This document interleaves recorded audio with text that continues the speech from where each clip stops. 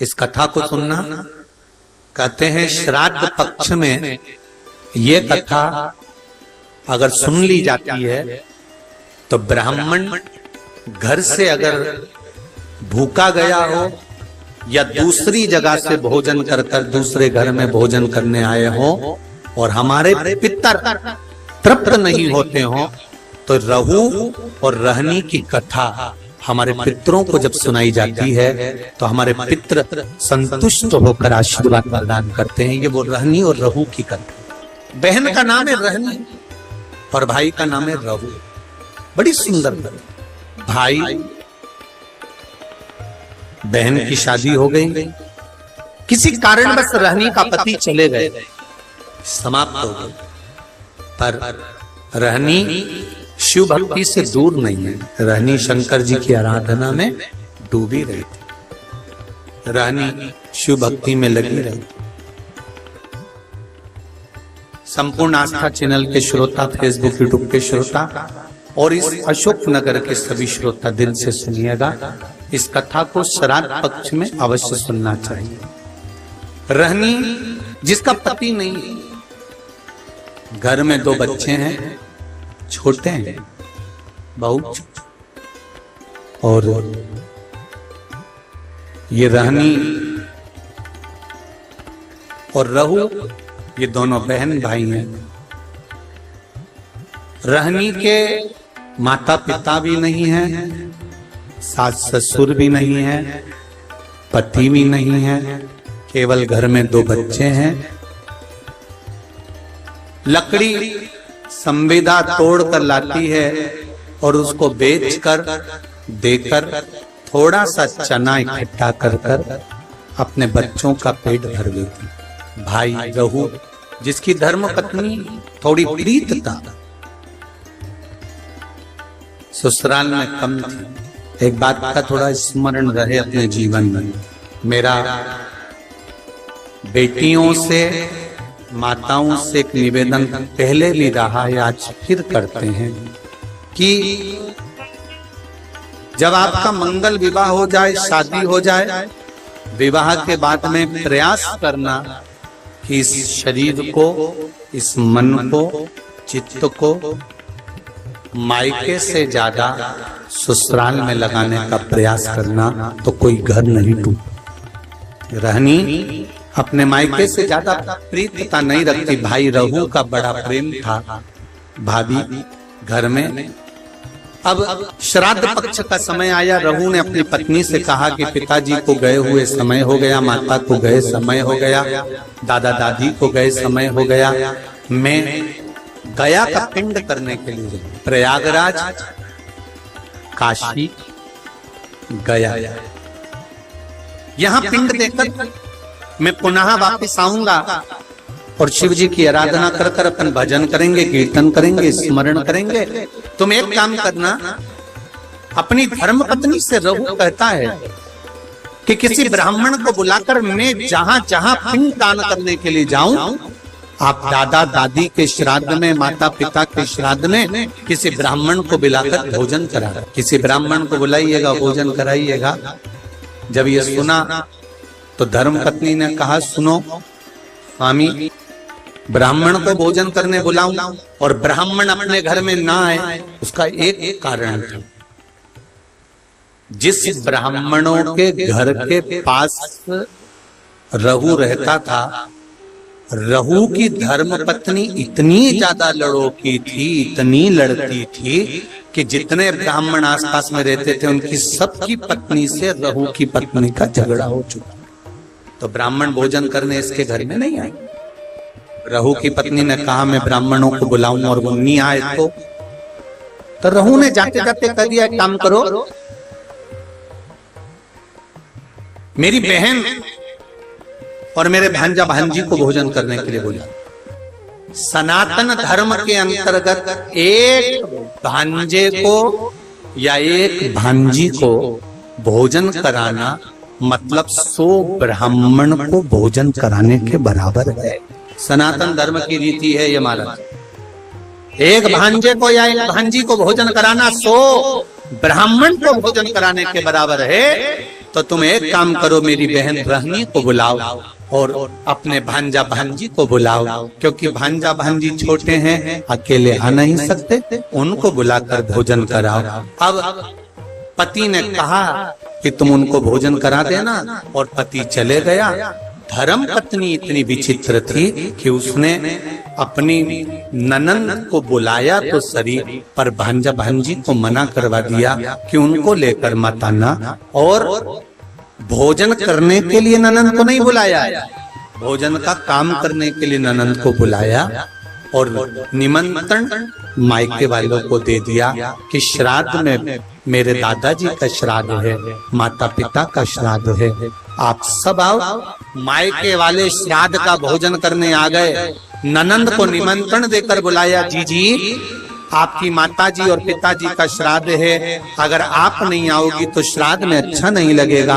ननंद आई, और ननंद ने आने से पहले अपने बच्चों से कहा कि मैं नाना के घर जा रही हूँ। बच्चों की आंख में जल भरा हुआ था। माँ, आप हम दोनों को छोड़कर जा रही हो, हमें भी साथ ले चलो, हम भी चलना चाहते हैं। नहीं,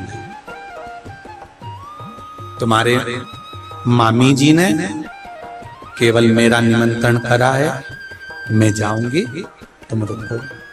माँ, 2 दिन से लकड़ी नहीं मिली, जलवृष्टि हो रही थी, लकड़ी नहीं मिल पाई तो बेच नहीं पाई, 2 दिन से अन्न घर में नहीं आया, हमें भोजन नहीं मिला। माँ, आज तू चली जाएगी, फिर भोजन कौन दे? बेटा बेटी कह रहे हैं, माँ 2 दिन से भोजन नहीं मिला है, माँ हम बहुत भूखे हैं। माँ कहती है, तेरे नाना और नानी का श्राद्ध है, मैं जा रही हूँ, मैं मामी से कहूंगी कि बच्चे भूखे हैं तो भोजन दे देगी मामी। इसको नहीं मालूम था कि ननंद को केवल काम करने के लिए बुलाया। रहनी गई, घर में पहुंची, बहुत मेला लगा हुआ था मायके का।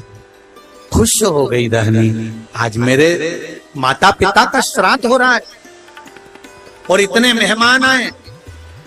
जब माता पिता के श्राद्ध में 10 ब्राह्मण, 20 ब्राह्मण, 25 ब्राह्मण भोजन करते हैं, तो दुनिया की कोई ऐसी ननंद नहीं होगी जिसके चेहरे पर प्रसन्नता ना हो कि मेरे मायके में इतने लोग भोजन करते हैं, मुझे गर्व महसूस होता। रहनी की आंख में खुशियों के अश्रु आ गए। मेरे माता पिता कितने भाग्यशाली हैं।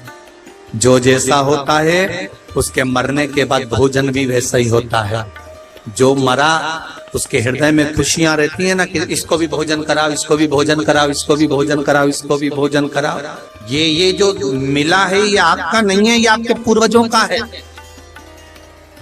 अब रहनी पहुंच गई, रहनी वहां पहुंच गई।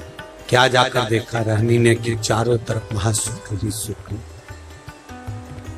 चारों तरफ वहां पर आनंद ही आनंद है। रहनी ने जैसे ही पांव रखा, भाभी ने रहनी का हाथ पकड़ा और हाथ पकड़कर भाभी रहनी को सीधे रसोई घर में ले गई। और रहनी, सुनो, आपके माता पिता का श्राद्ध है, अगर बेटी भोजन बनाएगी तो माता पिता के श्राद्ध में माता पिता उसको प्रेम से ग्रहण करेंगे, लेंगे। बहुत समझने वाली बात है श्राद्ध पक्ष की। एक निवेदन आप सबसे करना चाहेंगे कि इसको जरा समझिए, इसको जरा जानना कि आप अपने घर में अगर नाना नानी का श्राद्ध कर रहे हो, भोजन बना रहे हो तो ठीक है, पर मायके में जाकर श्राद्ध का भोजन अगर बेटियां बना रही हैं, ससुराल से गई मायके और मायके में जाकर अगर बेटियां भोजन बना रही हैं तो वो श्रेष्ठ नहीं। मायके में जो भाभी हैं, भैया हैं, परिवार है, कुटुंब है, वो भोजन का निर्माण करे तो उसमें सुख का अनुभव होगा। पर भाभी ने कहा जी भोजन आपको बनाना है क्योंकि आपके माता पिता का श्राद्ध है, तो माता पिता प्रसन्न होंगे, माता पिता को आनंद की अनुभूति होगी, माता पिता आनंद में होंगे। रहनी ने कहा ठीक है, अगर मेरे माता पिता मेरे हाथ का भोजन करना चाहते हैं तो मुझे बनाने में क्या दिक्कत, मैं बना देती। रहनी ने भोजन बनाया। बेटी इंतजार कर रही है कि ब्राह्मण आएंगे मैं भोजन परोसूंगी, और ब्राह्मण आए तो मैं भोजन परोसूं, इसका इंतजार बेटी को हो रहा था। पर रहनी ने देखा ना कोई ब्राह्मण आया, ना कोई संत आया, ना कोई सदगुरु आया, ना कोई वहां भोजन करने के लिए पहुंचा। अगर वहां पर पहुंचे तो केवल भाभी के मायके वाले पहुंचे, जो सब भोजन करने के लिए लग गए। और रहनी से कहा गया कि इन सबको भोजन परोस दिया जाए। भोजन परोसा गया, सबने खाया। आखिरी में रहनी जब भोजन के लिए बैठी तो भाभी ने कहा, जीजी हमारे गोत्र का श्राद्ध है, इसलिए आप इस गोत्र में भोजन मत करो। हमारे गोत्र का श्राद्ध है इसलिए आप इसमें भोजन ना करिए। रहनी को उठा दिया गया तो रहनी ने पत्तल जो लगी हुई थी उसको उठाकर कहा, क्या भाभी मैं अपने बच्चों के लिए, क्योंकि वो तो इस घर के भांजा भांजी लगते हैं, क्या उनके लिए भोजन ले जा सकती हूँ? रहनी ने जब पूछा तो भाभी ने कहा, नहीं दीदी, ये जो बचा हुआ भोजन जब एक पत्तल में लग जाता है तो हम इसको बाहर नहीं भेजते, आप रखे रहने दो। माँ रहनी रोती रोती अपने ससुराल पहुंच गई। आज फिर दिन भर माँ मायके में लगी रही तो लकड़ी लेकर नहीं आई और बच्चों का पेट नहीं भरा। बच्चे 3 दिन के भूख से बिलख रहे थे, आंख में आंसू थे। माँ भी आज रो रही थी कि जिस मायके में बेटी जाती थी कभी माँ बाप उसको भूखा नहीं आने देते थे, और भूखा तो भूखा, कभी माँ बाप उसको खाली नहीं आने देते थे, कुछ ना कुछ रखकर अवश्य भेजते थे। आज वो मायके से भूखी भी गई और कुछ भांजा भांजी के लिए भी नहीं दिया।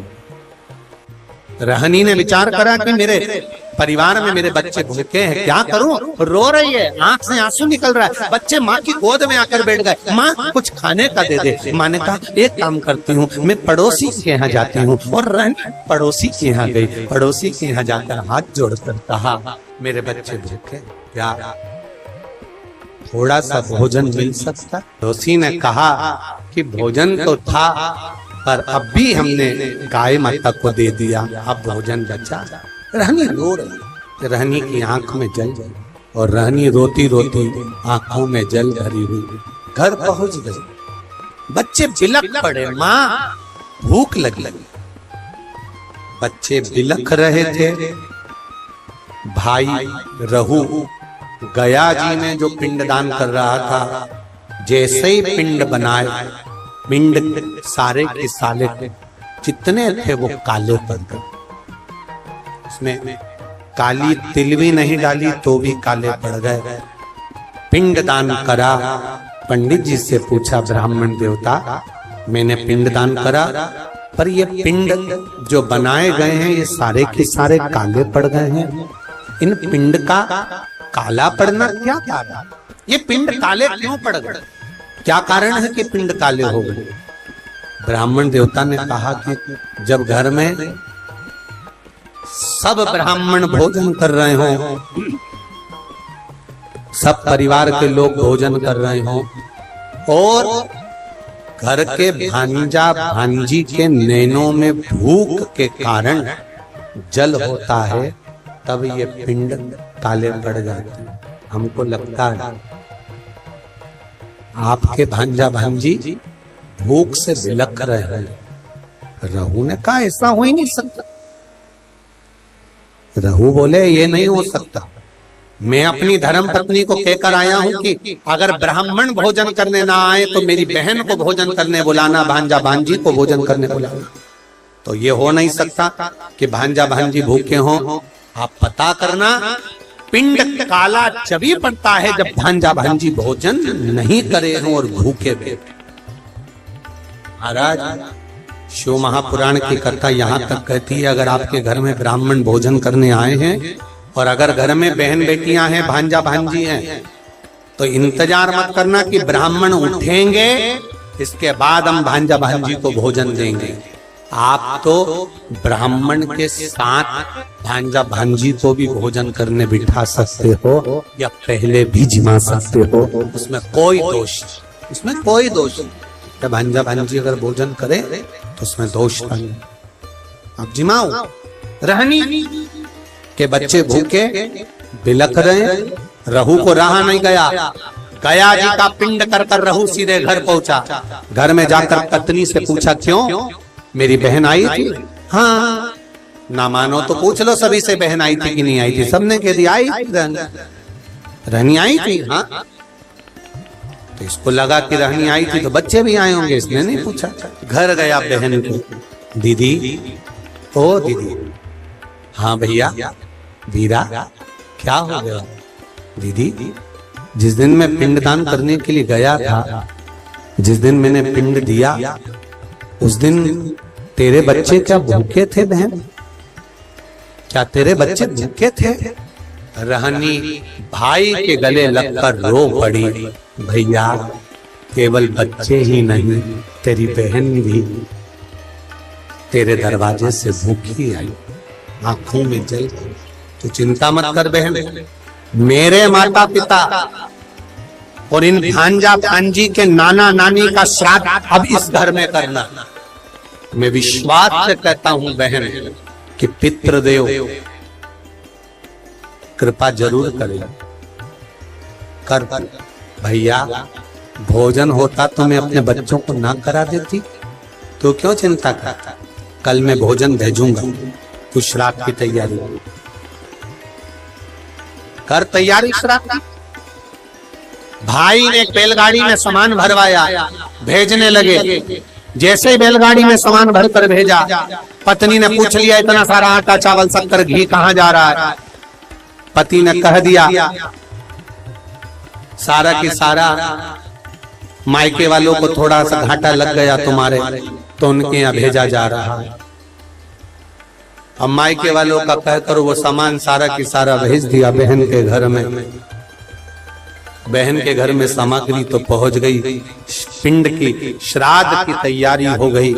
भोजन करने के लिए ब्राह्मण संत साधु भी आ गए, भोजन किया। जब आखिरी का दिन था, अमावस्या का दिन, आर्यमा स्वामी जब पितरों को लेने के लिए आए, सब पितर इकट्ठे हुए। सबसे पूछा गया, आपको श्राद्ध पक्ष में अच्छे से भोजन तो मिला? आर्यमा स्वामी सबसे पूछते हैं, सबको भोजन तो मिला? सबने हाथ ऊंचे कर कर कहा, आर्यमा स्वामी, हम पितरों को अपने अपने घर में भरपेट भोजन मिला। पर रहनी के माता पिता की आंख से आंसू बहे। रहनी कि माता पिता की आंख से आंसू बह रहे हैं।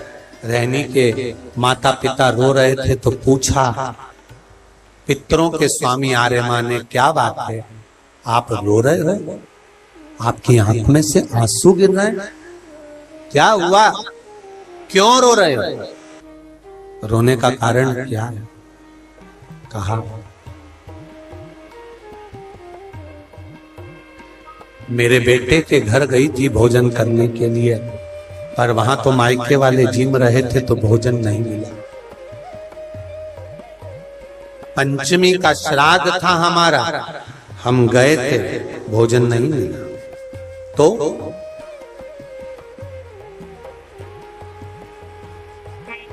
श्राद्ध पक्ष में पितरों को छोड़ा जाता है, भोजन मिला तो ठीक है, नहीं मिला पितर चले जाते।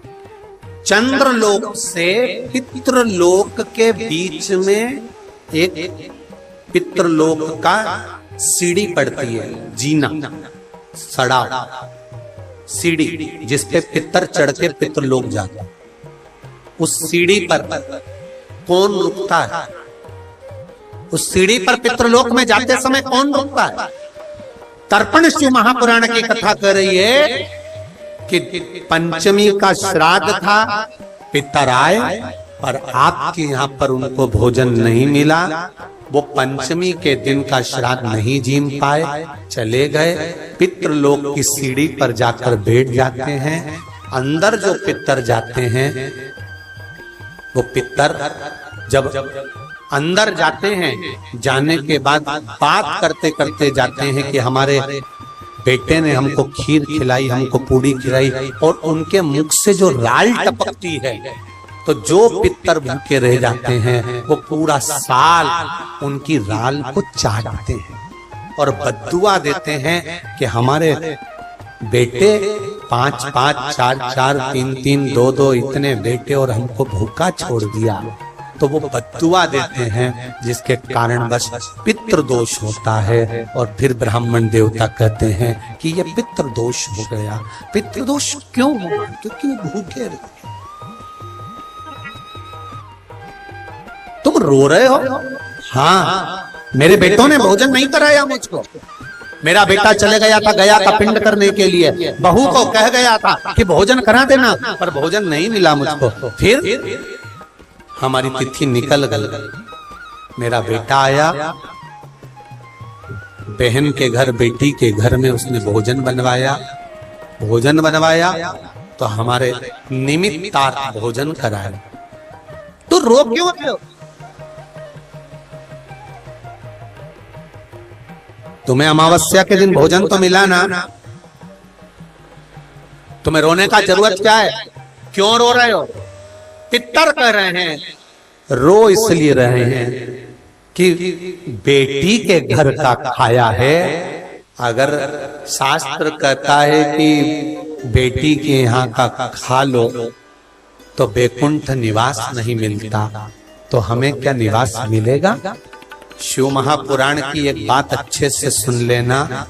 अगर बेटी कमा रही है, बेटी समझदार है, आपने बेटी को अपने पांव पर खड़ा करा है और बेटी में विद्वत्ता है, और बेटी अगर कमा रही है, समझदार है, उसको कमाने के लायक तुमने बना दिया, या बेटी का घर तुमने अच्छा ढूंढा, जमाई अच्छा ढूंढा, लड़का अच्छा ढूंढा जो बेटी को स्नेह वश रखता है, तो ऐसी बेटी के घर का खा भी लोगे तो नरक नहीं जाओगे, बेटी प्रसन्नता में। बेटी प्रसन्नता में खिलाती, बेटी के घर का भोजन। हाँ, मैंने किया है, तो मैं पितृलोक में कैसे, किसको मुंह दिखाऊंगी? मैं पितृलोक में कैसे जाऊंगी? कहा आर्यमा स्वामी ने, घबराओ मती, तुम्हारी बेटी के घर में तुमने भोजन किया है, और बेटी के घर में भोजन किया तो वो भोजन तुम्हारे बेटे ने ही भेजा था, बस धर्म पत्नी को नहीं बताया था। पहुंचा तो था, चिंता ना करिए। बेटी के घर में श्राद्ध हुआ है तो भांजा भांजी ने नाना नानी का श्राद्ध करा है। सनातन हिंदू धर्म में जब गया जी में पिंड देने जाते हो, तर्पण करने जाते हो, पिंडदान करने जाते हो, तिलांजलि करने जाते हो, तो आज भी सनातन हिंदू धर्म में माता पिता के नाम के साथ में, दादा दादी के नाम के साथ में पूछा जाता है नाना नानी का नाम। बोलो सही है कि गलत है? नाना नानी का नाम बोलिए, पर नाना नानी का नाम बोलिए, वहां बुलाया जाता। नाना नानी के घर का भी अगर भांजा भांजी अगर कर रहे हैं, श्राद्ध पक्ष मिलेगा अवश्य। तो क्या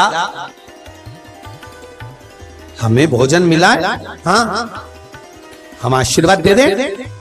रुको, रहनी शाम के समय दिया लगाने आई, उसके बच्चों को ले कुछ ऐसा दे देना, कुछ ऐसा दे देना कि रहनी को लकड़ी नहीं बेचना पड़े और बच्चों को भूखा नहीं देना पड़े। रहनी शाम को दिया लेकर पहुंची घाट पर, जहां पर पितर जल का प्रतीक्षा कर रहे थे, पानी पीने की तैयारी में थे, और पितर पानी का आचमन कर रहे थे। आर्यमा स्वामी ने आवाज लगाई, चलिए चलने की तैयारी करिए, और अपने अपने घर के बच्चों को जिन जिन के यहाँ पर भोजन कराया उनको आशीर्वाद प्रदान करो। रहनी आंख में आंसू भरी। रहनी आई, रहनी ने आकर दीप अपने बच्चों से कहा आप लगाओ दीप। कहा माँ आप दिया नहीं लगाओ? माँ कहती है मेरा हाथ खाली, तुम्हारे पिता नहीं, पास में शिव मंदिर था। रहनी के बच्चे दौड़कर शंकर के मंदिर में गए। शिव जी से कहा क्या मेरी माँ दिया नहीं लगा सकती? शंकर के मंदिर में शिव प्रकट होकर रहनी के पास जाकर कहते हैं साधु के वेश में, नारी अगर सौभाग्यवती है तो भी दिया लगा सकती है और सौभाग्य नहीं तो भी लगा सकती है। पूर्वजों का उद्धार कर सकती है। पितरों के उद्धार के लिए ये नहीं देखा जाता कि ये भोजन बनाएगी कि नहीं बनाएगी, वो बनाएगी कि नहीं बनाएगी, वो करेगी कि नहीं। नहीं नहीं, पितरों के उद्धार के लिए आप छोटे हो, बड़े हो, मंझले हो, संजले हो, जो भी हो, शिव की कृपा पर। रहनी ने दिया लगाया, नाना नानी ने आशीर्वाद दिया, हमको भोजन मिला है। एक छोटा सा मट्टी का मटका बेटी के हाथ में पकड़ा दिया। इस मटके में से तू जब जब शिव का नाम लेकर कुछ निकालेगी, निकलता जाएगा। बेटी ने उस मटके में से सबसे पहले घाट पर जिस मंदिर में दर्शन करा था और जो संत मिला था उसको देने के लिए कहा, हे पितृदेव, हे शिव, हे ओघड़दानी, कुछ दक्षिणा देना है। उसमें से सोने की मुद्रा निकली और बाबा को देकर विदा की। ऐसे मेरे ओघड़दानी रहनी को एक झंडा प्राप्त हुआ। शिव के नाम से, पितरों के नाम से उसमें स्मरण करने लगा। पितृ, मेरा एक निवेदन आपसे भी है।